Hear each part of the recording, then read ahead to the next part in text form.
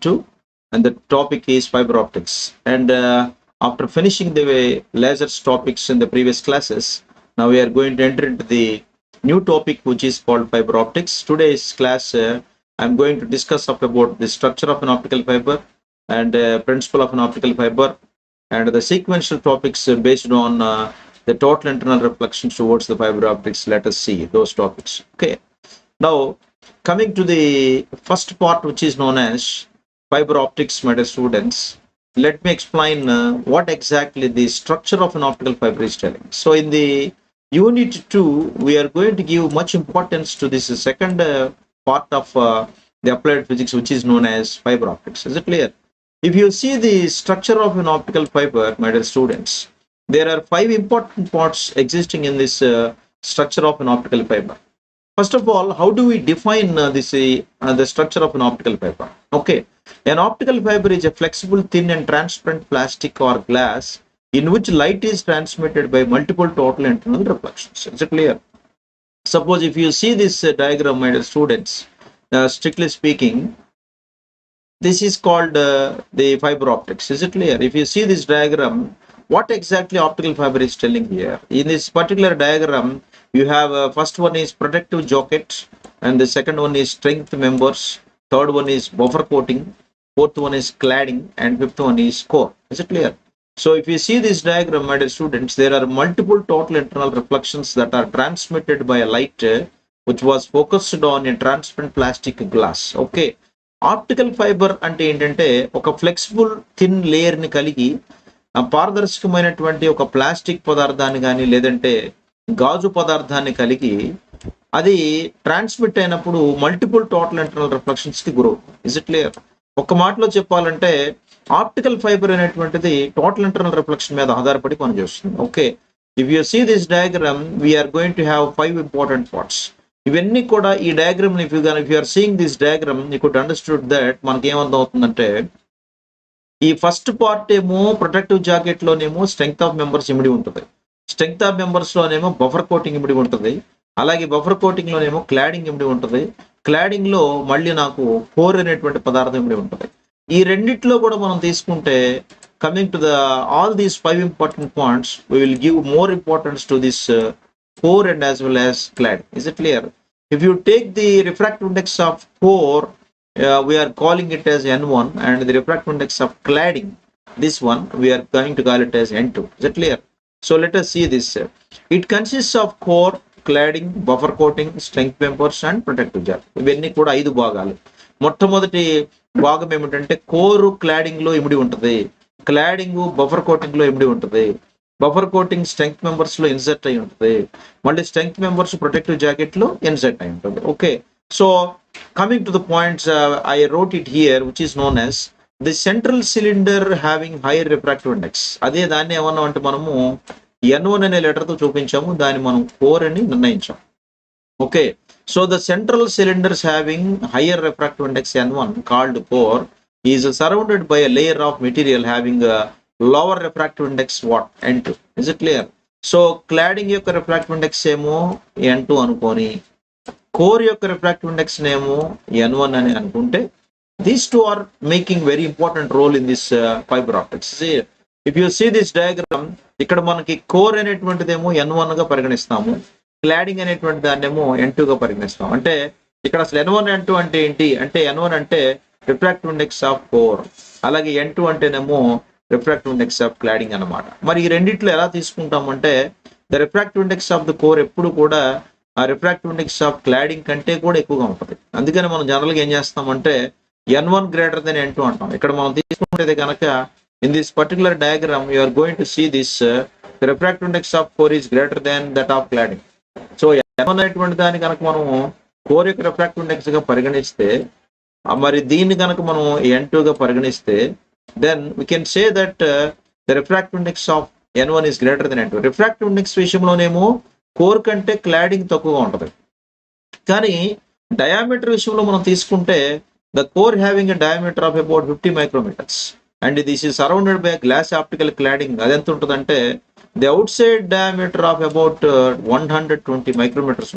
That is the difference between core diameter and as well as cladding diameter. Is it clear? So 50 micrometers is the diameter of core అయితే 120 micrometers అనేటువంటిది diameter of cladding గా మనం పరిగణిస్తాం. Is it clear? So this is what is known as, you have to understood very carefully about the diameters of core and as well as cladding. యాక్చువల్గా మనం చెప్పుకుంటే ఇక్కడ మనకి క్లాడింగ్ లో మనం జాగ్రత్తగా అబ్జర్వ్ చేస్తే N2 అనేటువంటి పదార్థం మనకు కనిపిస్తుంది ఇక్కడ. This is called cladding. Is it clear? Cladding కంటే కోర్ వచ్చేసి డయామీటర్ రూపంలో తక్కువ ఉంటుంది, కానీ రిఫ్రాక్టివ్ ఇండెక్స్ కి వచ్చేటప్పటికి మనకి ఏమవుతుందంటే క్లాడింగ్ కంటే కూడా కోర్ ఎక్కువగా ఉన్నట్టుగా మనం పరిగణిస్తాం. Is clear? So now coming to the next point which is known as the cladding surface is enclosed by material called buffer coat. As we see in this diagram, this core is covered by cladding and cladding is covered by buffer coating. Buffer coating is covered by strength members and strength members is covered by protective jacket. Okay, so that what I am explaining here. Cladding surface is enclosed by material called buffer coating. మరి buffer coating ని కలిగినటువంటి cladding surface ఎలా act చేస్తుందంటే ఒక protective layer గా మనకి ఇక్కడ behave చేస్తుంది. And it is again protects from the moisture and abrasion. Okay, moisture అంటే తెలుగులో మనం తేమ అంటాం. ఈ గుణాలను ఏం చేస్తుందంటే ఈ ప్రొటెక్టివ్ లేయర్ గా బిహేవ్ చేస్తున్నటువంటి బఫర్ కోటింగ్ ఈ క్లాడింగ్ సర్ఫేస్ ని ప్రొటెక్ట్ చేస్తూ ఉంటుంది my dear students. Okay, light is always transmitted within the core. ఇంకపోతే ఒక ముఖ్యమైన ధర్మం ఏమిటంటే లైట్ ఎప్పుడు కూడా it is always transmitted within the core. Core గుండానే ప్రయాణం చేస్తుంది. But the cladding keeps the light waves within the core because the refractive index of the cladding material is always less than that of the core. మనం cladding కి core కి కనుక difference కనుక మనం చూసినట్లయితే strictly speaking my dear students, the cladding keeps the light waves within the core. Core లోపల భాగంలో ఎప్పుడు కూడా ఈ క్లాడింగ్ ఉంటే లైట్ వేవ్స్ ను ఇన్సర్ట్ చేస్తే refractive index of cladding material ఎప్పుడు కూడా రిఫ్రాక్టివ్ ఇండెక్స్ ఆఫ్ కోర్ కంటే తక్కువ ఉంటుంది, కాబట్టి మనకి ఈ ధర్మం నెరవేరుతుంది ఇక్కడ. ఓకేనండి. అయితే the cladding also provides some strength to the core. So if you see cladding and as well as core, the refractive index of core is N1 and its diameter is 50 micrometers, but whereas the refractive index of cladding is N2 and it is always less than that of core in case of refractive index. Is it clear? Diameter విషయంలోనేమో cladding core కంటే ఎక్కువ ఉంటుంది, కానీ refractive index విషయానికి వచ్చేటప్పటికి cladding కంటే core ఎక్కువగా ఉంటుంది. అందుకనే మనం ఒక N1 గ్రేటర్ దెన్ N2 అని రాస్తాం. ఓకేనండి. Now coming to the principle of an optical fibre. This is most important topic my dear students. If you see the principle of an optical fiber, this was mainly based on the total internal reflection. Okay, in the intermediate level, మనకి reflection, refraction, అలాగే total internal reflection అని చెప్పి 3 phenomena నేర్చుకున్నాం intermediate లో.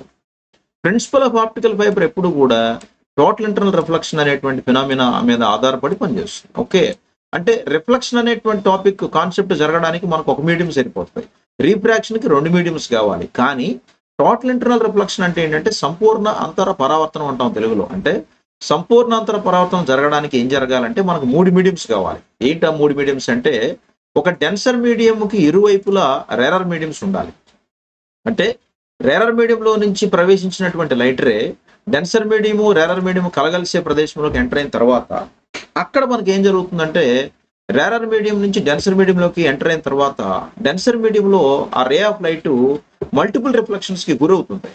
ఎప్పుడైతే multiple reflections గురవుతుందో అప్పుడు మళ్ళీ upper surface లో ఉన్న రేరర్ మీడియం గుండా రే బయటికి ఎమర్జ్ అవుతుంది. That was actual phenomena going on in between the total internal reflection. తెలుగులో మనం దీన్ని సంపూర్ణ అంతర పరావర్తనం అంటాం. Okay, let us see this particular topic.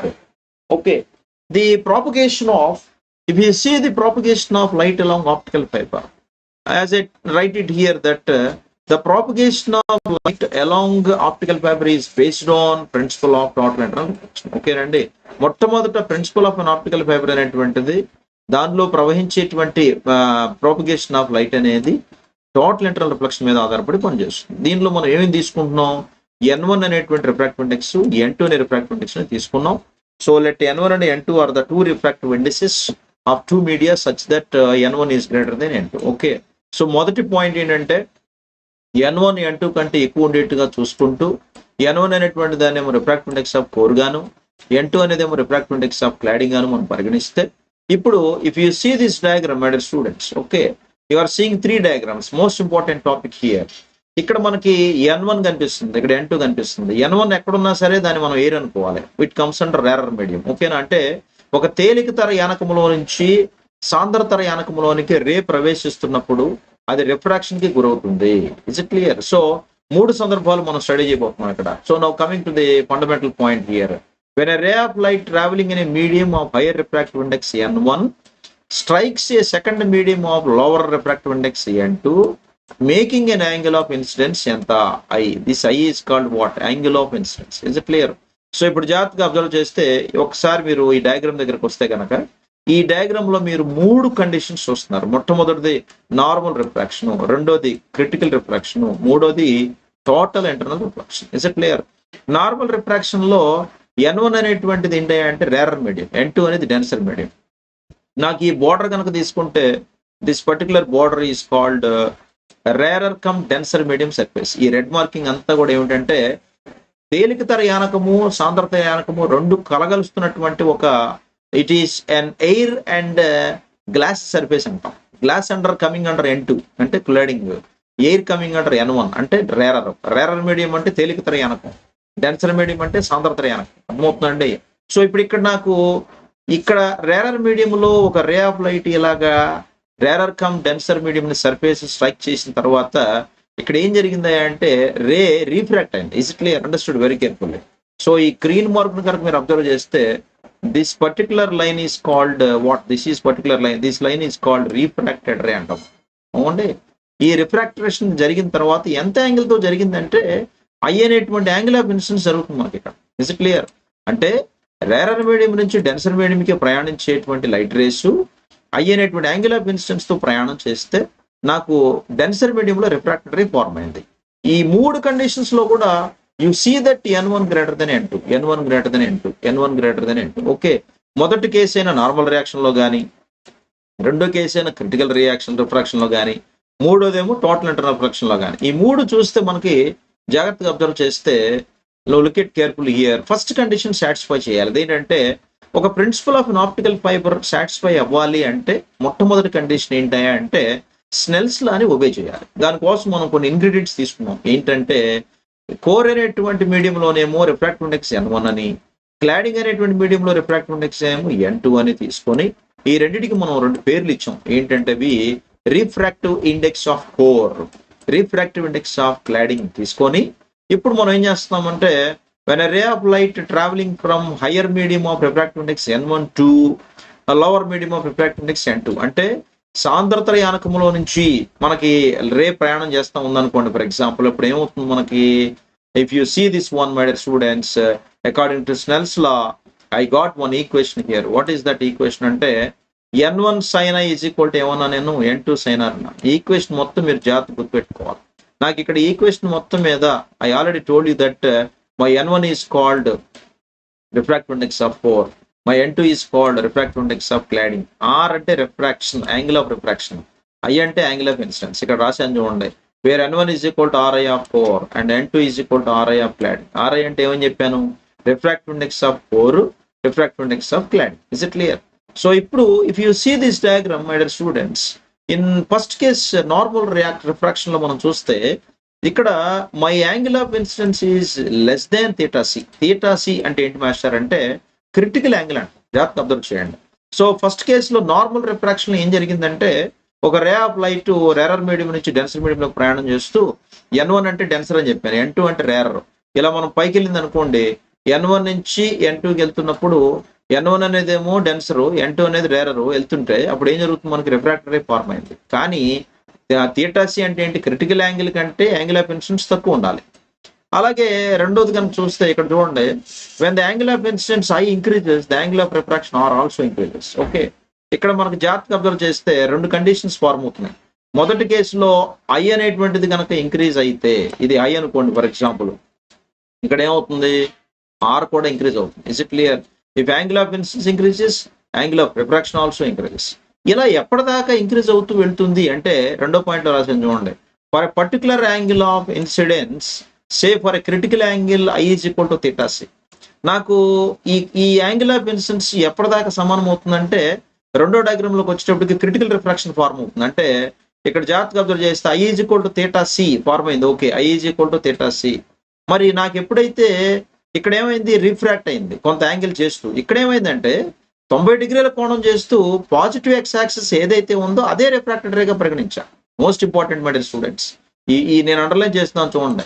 ఈ లైన్ మొత్తం కూడా ఏంటంటే నాకు this is called refracted ray. ఆ రెడ్డింగ్ అంతా కూడా రిఫ్రాక్టెడ్ రేనే. ఓకేనా? Is it clear? This is all called refracted ray my dear students. మరి ఇదేమిటి? Incident ray. Is it clear? This is called incident ray. ఓకేనండి, ఇదంతా కూడా ఇన్సిడెంట్ రే అనమాట. అంటే angle of incidence critical angle కి సమానమైనప్పుడు రిఫ్రాక్టెడ్ రే కరెక్ట్ గా నాకు 90 డిగ్రీల కోణం చేస్తూ పాజిటివ్ ఎక్స్ యాక్సిస్ వైపే ప్రయాణం చేస్తుంది. This is look at my cursor. ఇది పాజిటివ్ ఎక్స్ యాక్సిస్. నాకు పాజిటివ్ ఎక్స్ యాక్సిస్ అయితే ఎక్కడ ఫార్మ్ అవుతుందో అది నాకు ఇక్కడ రాశాను చూడండి, 90 డిగ్రీస్ యాంగిల్ మేకప్ చేస్తుంది ఇక్కడ. ఓకేనండి, this is called 90 degrees angle. Okay, ఈ 90 డిగ్రీస్ యాంగిల్ తో నాకు పాజిటివ్ ఎక్స్ యాక్సిస్ ఎక్కడి నుంచి ఇటు వస్తే 90 డిగ్రీసేగా. జాగ్రత్తగా అబ్జర్వ్ చేయండి. అంటే నాకు ఐ ఏమైపోయింది అన్నమాట, థీటా సి అయిపోయింది. అంటే for a particular angle of incidence still more my I increases as long as my I is equal to theta C. అంటే యాంగిల్ ఆఫ్ ఇన్సిడెన్స్ ఎక్కడ దాకా పెరుగుతూ వెళ్తుంది, ఎక్కడ దాకా ఇంక్రీజ్ అవుతూ వెళ్తుంది అంటే నాకు angle of incidence critical angle కి సమానం అయ్యే వరకు. So angle of incidence critical angle కి ఎప్పుడు సమానం అవుతుంది అంటే my angle of refraction becomes how much, 90 degrees. This is very important. Okay, so అక్కడ మనకి క్రిటికల్ రిఫ్రాక్షన్ అనేటువంటి సెకండ్ కాన్సెప్ట్ జరుగుతుంది ఇక్కడ. జాగ్రత్తగా అబ్జర్వ్ చేయండి. మొదటి కేసులోనేమో నార్మల్ రిఫ్రాక్షన్, అంటే యాంగిల్ ఆఫ్ ఇన్సిడెన్స్ ఐతో రే స్ట్రైక్ అయినప్పుడు ఈ కోర్ క్లాడింగ్ సర్ఫేస్ స్ట్రైక్ చేసినప్పుడు రిఫ్రాక్టెడ్ రే ఫార్మ్ అయింది. నేను ఆ యాంగిల్ ఏమన్నా నేను ఆర్ అన్నాను. Okay, very good.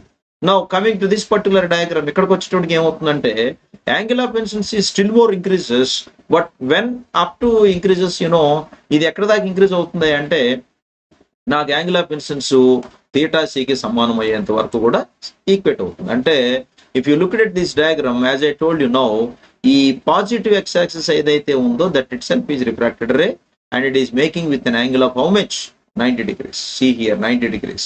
ఆ 90 degrees నే మనం ఇక్కడ ఆర్ అని చూపించాం. ఆర్ అంటే ఏంటంటే యాంగిల్ ఆఫ్ రిఫ్రాక్షన్ అన్నమాట. అంటే సెకండ్ కేసులో క్రిటికల్ రిఫ్రాక్షన్ దగ్గర angle of incidence critical angle కి సమానం అయినప్పుడు పాజిటివ్ ఎక్స్ యాక్సిస్ ఏదైతే ఉందో అదే నాకు రిఫ్రాక్టెడ్ రేగా పరిగణించబడుతుంది. అక్కడ నాకు యాంగిల్ ఆఫ్ రిఫ్రాక్షన్ ఎంత ఉంటుంది, 90 degrees ఉంటుంది. Is it clear? And it propagates along the horizontal as shown in figure. అందుకే నేను ఇక్కడ చూడండి, ఇక్కడ రాశాను చూడండి, ఈ పాయింట్ జాగ్రత్తగా చదవండి మీరు. అది నేను బ్లూయింగ్ తో ఒకసారి నేను మీకు చూపిస్తాను. ఇది చూడండి, ఈ పాయింట్ చాలా ఇంపార్టెంట్. సెకండ్ కండిషన్ లో ఏమిటయ్యా అంటే జాగ్రత్తగా అబ్జర్వ్ చేస్తే స్ట్రిక్ట్లీ స్పీకింగ్ క్రిటికల్ రిఫ్రాక్షన్ దగ్గర బ్లూ కలర్ తో చూపిస్తున్నాను చూడండి ఒకసారి. For a particular angle of incidence say for a critical angle I is equal to theta C, the angle of refraction R is becoming how much, 90 degrees. Is it clear? Most important point here. అంటే critical refraction దగ్గర నాకు angle of incidence పెరుగుతూ ఎక్కడ దాకా పెరిగింది అంటే I is equal to theta C వచ్చేంత వరకు పెరిగింది. నాకు ఎప్పుడైతే ఐ థీటా సి సమానం అయిపోయిందో రిఫ్రాక్టెడ్ రే క్రియేట్ అయింది. ఆ రిఫ్రాక్టెడ్ రే ఎన్ని డిగ్రీలు కోణం చేస్తూ వచ్చింది బయటికి అంటే 90 degrees కోణం చేస్తూ బయటకు వచ్చింది. And it propagates along the horizontal as shown in the figure. అందుకే నేను ఆ మాట రాశాను అక్కడ. సో ఇప్పుడు మొదటి ప్రిన్సిపల్ ఆఫ్ ఆప్టికల్ ఫైబర్ లో ఫస్ట్ లా ఏంటంటే స్నెల్స్ లా అని సాటిస్ఫై చేయాలి. ఏంటా స్నెల్స్ లా అంటే n1 sin i is equal to n2 sin r. n1 అంటేనేమో refractive index of core, n2 అంటే refractive index of cladding, I అంటే యాంగిల్ ఆఫ్ ఇన్సిడెన్స్, R అంటే angle of refraction. Okay, so therefore ఇక్కడికి వచ్చిన తర్వాత ఇప్పుడు ఈ equation లో నేను ఏం చేస్తానంటే I'm going to substitute according to the second case that I ఉన్న చోట థీటా సి పెట్టి ఆర్ ఉన్న చోట 90 degrees పెడితే అప్పుడు నాకు ఫస్ట్ ఈక్వేషన్ ఎలా మారుతుందో చూద్దాం. ఫస్ట్ ఈక్వేషన్ ఏంటి ఇక్కడ నాకు n1 sin i is equal to n2 sin r. Okay, so ఇప్పుడు నాకు నేను n1 అలాగే ఉంచాను, ఐ ప్లేస్ లో ఏం పెట్టాను, థీటా సి పెట్టాను. ఇదిగోండి n1 sin theta C is equal to n2 sin r. r అంటే ఎంత పెట్టాను నేను, 90 degrees పెట్టాను. మరి sin 90 అంటే 1 అయిపోతుంది. అంటే n1 sin theta C is equal to n2 1 అవుతుంది. ఇక్కడ 1 అయిపోయింది, అంతా కూడా నాకు 1 అయిపోయింది, sin 90 1 కాబట్టి. నేను దీని నుంచి నేను sin థీటా సి తీసుకొచ్చాను అనుకోండి, ఎంత వస్తుంది నాకు, sin theta C is equal to n2/n1 అంట. ఓకేనా? మరి దీని నుంచి నాకు థీటా సి కావాలి, అంటే క్రిటికల్ యాంగిల్ కావాలి. సో అదెంత వచ్చింది నాకు, 2లో theta C is equal to sin inverse of n2/n1 వచ్చింది. ఇది మనకు క్రిటికల్ యాంగిల్ అంటాం. ఓకే, రెండు ఈక్వేషన్లు గుర్తుపెట్టుకోవాలి, second equation and as well as the first equation. Is it clear? So after getting the second equation like this, that is theta c is equal to sin inverse of n2/n1, we are giving conclusion here. What is that? If the angle of incidence, okay second case అయిపోయింది. మొదటి case ఏమో normal refraction దగ్గర okay I పెరిగితే are పెరిగింది. కానీ రెండో case దగ్గర I ఎక్కడ వరకు పెరిగింది? థీటాసీకి సమానం అయ్యేంత వరకు పెరిగింది. ఐ థీటాసీకి సమానమైనప్పుడు రిఫ్రాక్టెడ్ రే నాకు ఆర్ ఈజ్ ఈక్వల్ టు 90 డిగ్రీలు చేసింది. అప్పుడు నాకు రెండో ఈక్వేషన్ వచ్చింది. ఏంటది? Theta C is equal to sine inverse of n2/n1 వచ్చింది. అంటే క్రిటికల్ రిఫ్రాక్షన్ వచ్చింది. మూడో కేసు దగ్గరికి వచ్చినట్టుకి ఏమవుతుందంటే ఇంకా ఈ angle of incidence further increases. ఏం జరిగిందయ్యా అంటే డయాగ్రామ్ చూద్దాం. So in the third diagram my angle of incidence is still more increases when it strikes at a point of the n1, n2 surface, my dear students. ఈ ప్రాంతంలో touch అయినప్పుడు నాకు ఏమైందంటే మళ్ళా total internal reflection కి గురైంది. చూడండి జాగ్రత్తగా, ఈ యారో మార్క్ ఇలాగ ఉంది. ఈ యారో మార్క్ వచ్చేటికి ఏమవుతుంది? ఇలా వస్తుంది. ఓకేనండి, this is called my arrow mark. So ఇది ఒకే మీడియంలో జరిగింది. అంటే ఒక reflection, entering reflection and after reflection రెండు కూడా ఒకే మీడియంలో జరిగింది కాబట్టి అది టోటల్ ఇంటర్నల్ రిఫ్లెక్షన్ వల్ల జరిగినట్టుగా పరిగణిస్తాం. అది కూడా డెన్సర్ మీడియంలో జరిగింది మనకి. So that is called what? Total internal reflection. తెలుగులో సంపూర్ణ అంతర పరావర్తనము అంటాం. సంపూర్ణ అంతర పరావర్తనం ఎప్పుడు కూడా ఒక మీడియంలోనే జరుగుతుంది. Most important fundamental point. ఏ మీడియంలో జరిగింది? డెన్సర్ మీడియంలో జరిగింది. ఇక్కడ డెన్సర్ మీడియంగా మనం ఏ స్పెసిమన్ తీసుకున్నాం? గ్లాస్ తీసుకున్నాం. రేరర్ మీడియంగా ఏం తీసుకున్నాం? ఎయిర్ తీసుకున్నాం. Is it clear? సో ఇప్పుడు ఇక్కడ మనం తీసుకుంటే జాగ్రత్తగా this particular point you have to catch it here. What is that point? My point here, which is known as it was totally reflected. If the angle of incidence is further increases, the ray is totally reflected into the same medium. ఇది ఇక్కడ రాశాను చూడండి, as shown in the figure. Okay, ఇంకా నాకు angle of incidence ఇంకా పెరుగుతూ ఉన్నట్లయితే ఖచ్చితంగా నాకు ఆ total it was totally reflected in the same medium. Okay, మరి అట్లా జరిగితే ఆ ఫినామినన్ మనం ఏమంటామంటే I write it here, total internal reflection. Is it clear? So అంటే మొట్టమొదటిదేమో I less than theta c. అందుకే నేను అండర్లైన్ చేశాను చూడండి. I less than theta c normal refraction, I is equal to theta c critical refraction. మూడోది ఏంటంటే I greater than theta c total internal reflection. దాన్ని నేను third కేసులో ఎక్స్ప్లెయిన్ చేశాను చూడండి. ఇదిగోండి, if I greater than theta c, then the total internal reflection will occur. Okay. Therefore, if I greater than theta c, final గా మనకు జరిగేది ఏంటంటే sin theta c is identically equal to ఏమైపోతుంది? n2/n1 అయిపోతుంది. Okay, అంటే this particular condition is for the total internal reflection. అంటే మూడో condition దగ్గర ఏమైందంటే దీన్ని మనం వర్డ్స్ లో చెప్పాం అనుకోండి, sin theta c ని ఎలా చదువుతాం అంటే sin of the critical angle is identically equal to n2/n1, which is the condition for what? Total internal reflection అని చెప్పాను అండి. So that is what is known as the most important term, which is known as internal principle of an optical fiber. So in the principle of an optical fiber, we studied three cases, my dear students. One is normal refraction, second one is critical refraction, and the third one is total internal refraction. Okay, reflection. Now coming to the next topic, which is known as acceptance angle and acceptance coণ. Let me explain what exactly acceptance angle here. Okay, consider a ray of light traveling along a medium of refractive index n0 incident at air core interface of the optical fiber. Air core అంటే ఏంటంటే core medium ఏమో air, అలాగే next medium వచ్చేసేసి glass అనమాట. అలాగే మనం తీసుకుంటే దాని టెన్సర్ అనొచ్చు. So and making N angle theta with axis of optical fibre. ఇక్కడ నేను ఏం చేశానంటే n0 అనేటువంటిదేమో ఒక మీడియం ఆఫ్ రిఫ్రాక్టివ్ ఇండెక్స్ అనుకోని, మరి n1 అనేటువంటిదేమో ఎయిర్ కోర్ అనుకుంటే అప్పుడు నాకు థీటా అనేటువంటి కోణం చేస్తున్నటువంటి ఒక angle axis of the fibre మీద పడింది అనుకోండి. ఇదిగోండి, ఇది ఒకసారి చూడండి. ఈ డయాగ్రాములు రెండు కూడా మీరు చూస్తే ఈ మధ్య లైన్ మనం ఏమంటామంటే యాక్సిస్ ఆఫ్ ద కోర్ అంటాం. This is called axis of the core. ఇక్కడ నేను రాశాను, దిస్ ఇస్ కాల్డ్ కోర్ అని రాశా.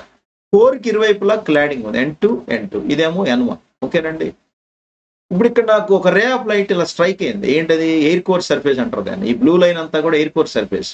ఎయిర్ కోర్ సర్ఫేస్ మీద ఒక రే ఆఫ్ లైట్ థీటా కోణం చేస్తూ ఇన్సిడెంట్ అయినప్పుడు ఇక్కడ నుంచి ఇక్కడికి నాకు ఇది కనుక ఓ అనుకున్నాను అనుకోండి, ఓఏబి ఒక రైట్ యాంగిల్ ట్రయాంగిల్.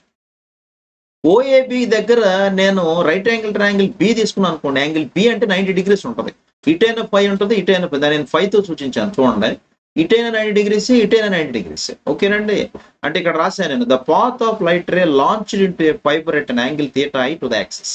ఇది యాక్సిస్ అనుకుంటే, బ్లూ లైన్ యాక్సిస్ అనుకుంటే, ఇది దీన్ని పాత్ ఆఫ్ రైట్ రే అంటారు. నేను ఇక్కడ underline look at my cursor. This is called the path of light ray. My path of light ray is focused or launched into an optical fiber at an angle of how much? Theta I, angle of incidence to the axis. ఇది theta I అనుకుంటే నేను దీన్ని theta R అనుకుంటున్నాను, అంటే angle of refraction అనమాట మొదటి కేసులో principal of optical fibre ప్రకారం. సో ఇప్పుడు నాకు ఏమవుతుందంటే జాగ్రత్తగా అబ్జర్వ్ చేస్తే it is refracted into the core of refractive index N1 with the angle of refraction theta. This ray makes an angle phi with the normal at the core cladding interface and is totally reflected into the core. ఓకేనా? ఇప్పుడు దీని ప్రకారం కనుక మనం చూస్తే strictly speaking ఈ diagram చూడండి, acceptance యాంగిల్లో ఇది యాక్సెప్టెన్స్ కోన్ అంటాం. ఓకే, ఈ phi is greater than the critical angle. Phi అనేటువంటి angle critical angle theta C కంటే ఎక్కువ ఉన్నట్టుగా మనం పరిగణిస్తే the ray undergoes total internal reflection at the interface. అంటే ఇక్కడ నాకు ఏం జరగాలి?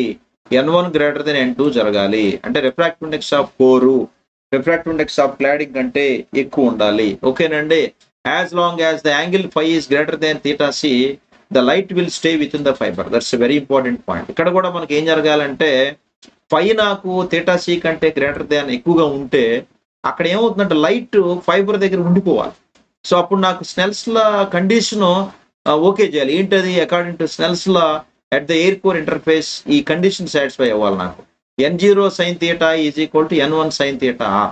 N0 అంటే ముందే చెప్పాను నేను మీడియం ఆఫ్ ఎయిర్, N1 అంటే క్లాడింగ్. ఇప్పుడు దీని నుంచి నాకు సైన్ థీటాను బయట తీసుకురండి.